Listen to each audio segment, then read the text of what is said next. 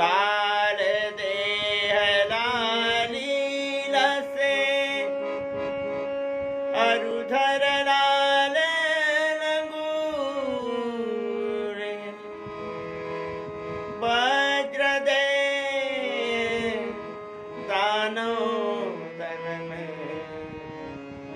जय जय जय कपिसूर। श्रद्धालु जनों, हनुमान चालीसा कथा क्रम का 7वां भाग। राम दुआरे तुम रखवारे, होत न आज्ञा बिना पैसारे।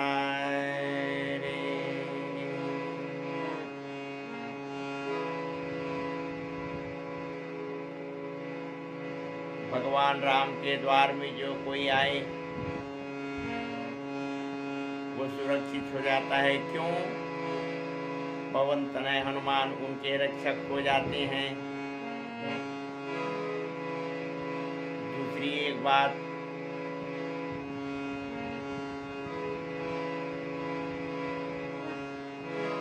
जासु हृदय आगार बसहि राम सर चाप धरे। हनुमान जी के मन में भगवान श्री राम वास करते हैं। धनुष और बाण उनके अस्त्र हैं, सदैव भगवान के पास रहते हैं। लेकिन जब हनुमान जी के हृदय में विराजते हैं तो धनुष और बाण को रख देते हैं। धरना माने रखना, तो धनुष और बाण को रख देते हैं। क्यों? सबकी रक्षा राम जी करें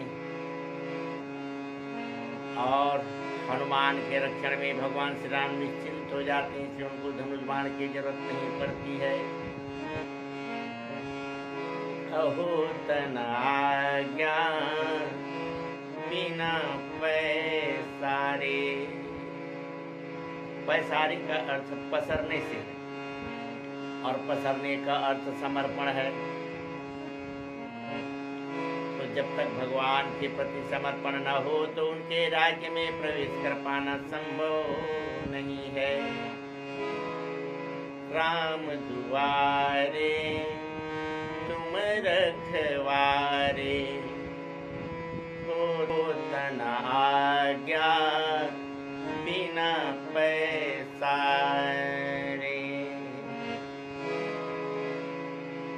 और ऐसे श्री राम के परम भक्त हनुमान भक्ति माता सीता के पास पहुंच चुके हैं। सीता माता बहुत व्याकुल हैं।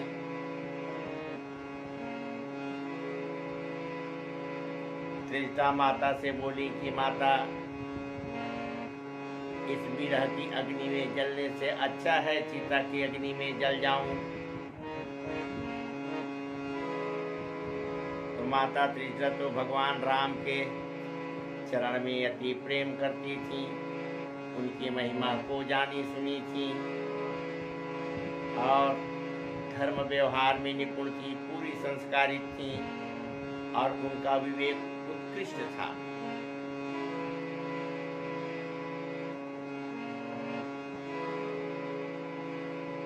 उन्होंने संकेत किया। त्रिजटा माता के माध्यम से हनुमान जी को संकेत जो मिल गया, सब नौ बोली सुनाए सी सपना, सीता ही से करूं हित अपना। क्यों? अरे सपने बानर लंका जारी और जातु धान सेना सब मारी। हनुमान जी सोच रहे थे क्या करूंगा आगे। भगवान ने त्रिजटा माता के माध्यम से उनको संकेत दिया कि आपको लंका में आग लगानी है और जब सीता माता बोली आप अग्नि की व्यवस्था करो, तो उन्होंने कही कि नहीं नहीं, रात में अग्नि नहीं मिलती, प्रथम बात। दूसरी बात, मातु विपत्ति संगनी मोरी, किससे बोलती है? त्रिजटा सन बोली कर जोरी, मातु विपत्ति संगनी मोरी, तजाओ देह करु बेगी उपाय, अदृश्य विरह अब नहीं सही जाए। त्रिष्टा माता बोली, एक तो मुझे माता कह रही हो, और माता पुत्र की रक्षा करेगी कि पुत्र के लिए मृत्यु लाएगी, और ऐसे अपने तरफ से सीता जी को सांत्वना देते हुए अपने गृह चली गई। लेकिन माता अत्यंत व्याकुल हैं, अत्यंत व्यथित हैं।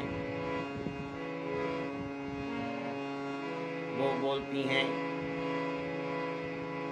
कह सीता विधि भाय प्रतिकूला,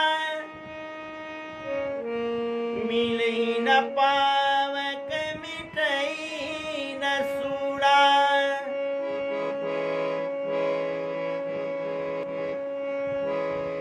देखियत प्रगट गगन अंगारा, अवनि नावत तारा,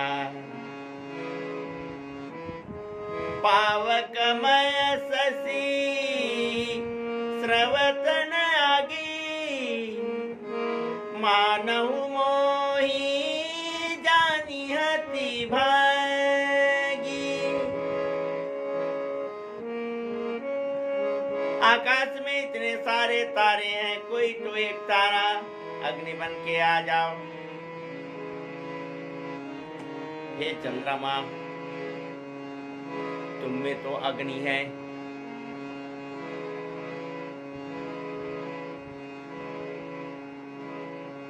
लेकिन इन सब का मुझे कोई लाभ इसलिए नहीं मिल रहा है कि सब के सब मुझे हतभागी मान रहे हैं। सुनहि विनय मम बिटप सुका, ये आसमान के तारे चंद्रमा ये तो मेरी विनती नहीं सुन रहे हैं। पर हे अशोक, सुनहि विनय मम बिटप अशोका, सत्य नाम कर हर शोका। तुम्हारा तो नाम अशोक है, तो तुम मेरा शोक क्यों नहीं हर लेते? अनूतन किस लय अनल समाना, देहि अग्नि जनि करहि निदाना। ये तुम्हारे जो नए नए पत्ते निकले हैं वो लाल लाल अग्नि के समान हैं। उन्हीं में से किसी में अग्नि प्रकट करके मेरी चिता जलाने की व्यवस्था कर दो।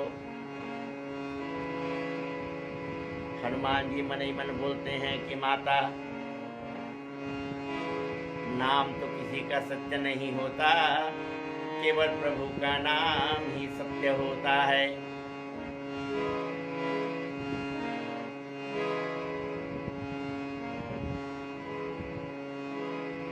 देखी परम विरहाकुल सीता, सोचन कपि कलप समबीता।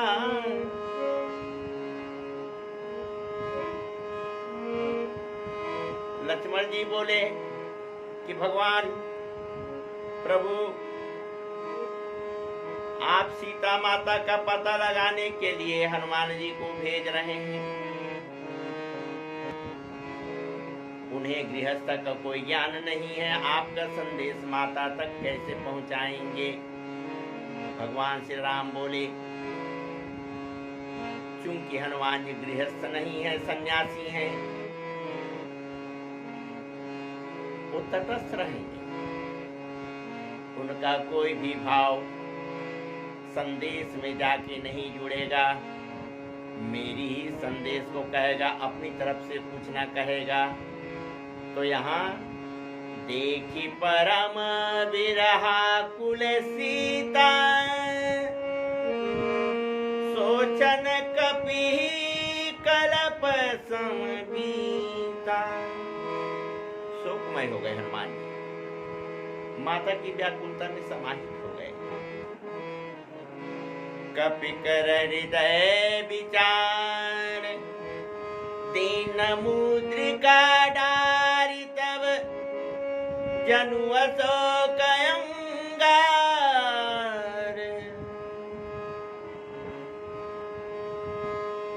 दिन हरसी उठी कर कहेऊ,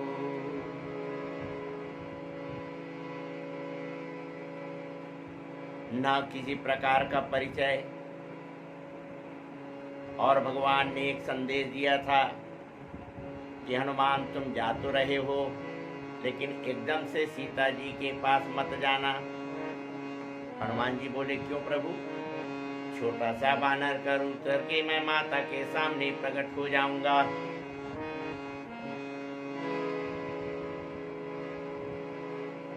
भगवान श्री राम बोले, मेरी माता ने एक बात बताई थी कि दीवार में लिखे चित्र जो वानर के हैं उनको देख के सीता जी डर जाती हैं, और तुम वानर के रूप में उनके सामने जाओगे तो वो तो भयभीत हो जाएंगी।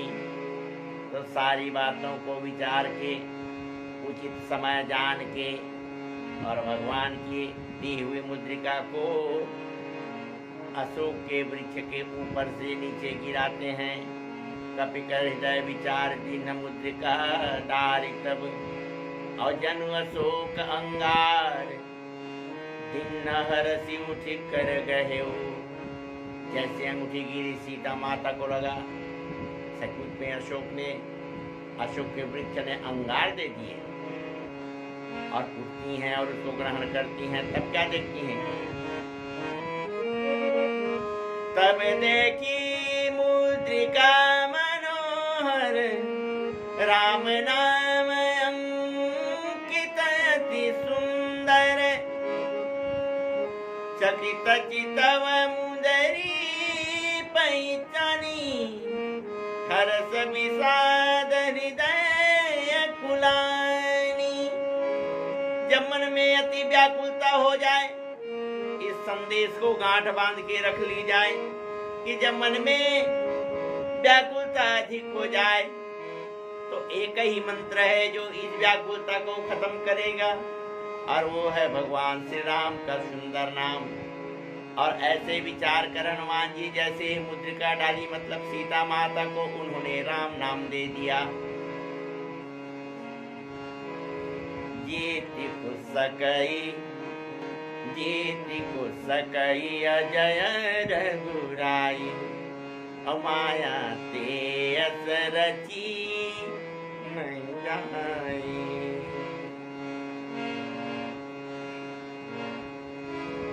अब क्या करते हैं हनुमान जी?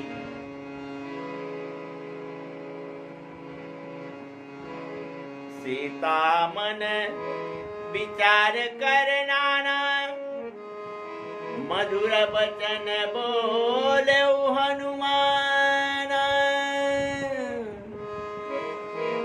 रामचंद्र गुण बरनय लागा, सुनत ही सीता कै दुख भागा। सुनत ही सीता कै दुख भागा। जब भगवान श्री राम के कथा का अति मधुर संगीतमय हनुमान जी वर्णन करने लगे तो सीता जी के मन में जो अत्यंत व्याकुलता थी वो खत्म हो गई, दुख का उन्हें भान नहीं रहा। लागी सुनय श्रवण मन लाई, लागी सुनय श्रवण श्रवण मन लाई। कथा का श्रवण कहाँ से कर रही है सीता माता? अपने कानों से। और उस कथा को अपने मन के अंदर ले आई, भगवान को अपने मन के अंदर ले आई। तो जब मैं था तब हरि नहीं, अब हरि है मैं नाही। माता के मन में व्याकुलता थी और व्याकुलता बस भक्ति को भूल गई थी।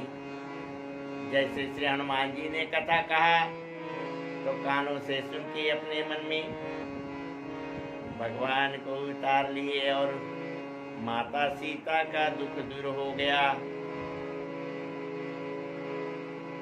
लागी सुनय श्रवण मन लाई, और आदि ते सब कथा सुनाई। तो हनुमान जी भगवान श्री राम को मदद कर दिए। उससे पहले सुग्रीव जी को राज्य दिलवा दिए। श्री राम जी को मदद करने के लिए माता सीता की खोज करके माता सीता की व्याकुलता को दूर कर दिए। तो हे मन, हे श्रद्धालु जन, आप ही कल्पना करो, ऐसे परम विद्वान, गुणी, चतुर, गुण निधान, सुख निधान हनुमान जी के चरित्र में हमें डूबना चाहिए। तो अब इसके आगे की कथा हनुमत चरित्र के अगले भाग में पवन सुत हनुमान।